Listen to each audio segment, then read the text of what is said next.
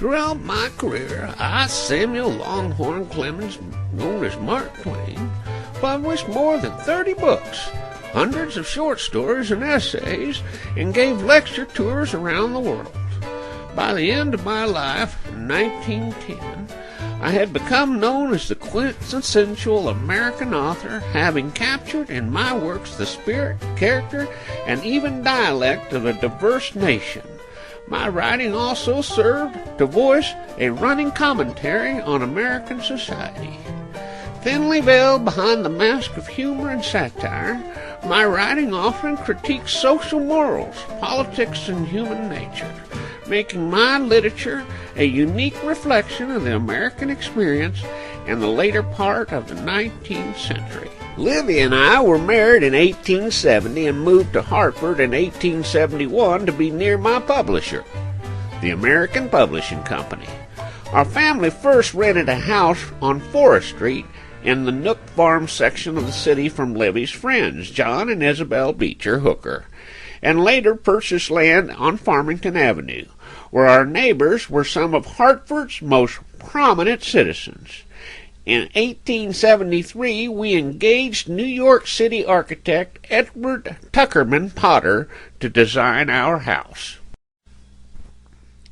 We enjoyed what I later called the happiest and most productive years of my life in the Hartford home. To us, our house had a heart and a soul and eyes to see us with, and approvals and solitudes and deep sympathies. It was of us, and we were in its confidence and lived in grace and in the peace of its benediction. Financial problems forced Livy and I to move the family to Europe in 1891. I complained about the other places our family lived. How ugly, tasteless, repulsive, and all domestic interiors I had ever seen in Europe compared with the perfect taste of this, the Hartford home. Ground floor. We never lived in Hartford again.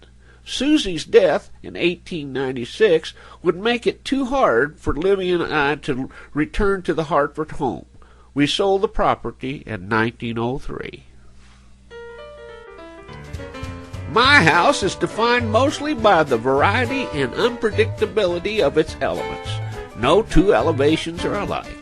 Building this house proved to be a commitment to experimentation, which is revealed in the exotic and provocative interiors designed by Louis Comfort Tiffany and his partners.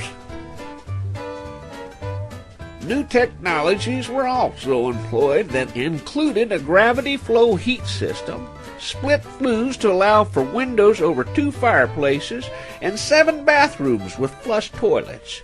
In addition, I was both proud of and flummoxed by my telephone, one of the very first installed in a private home.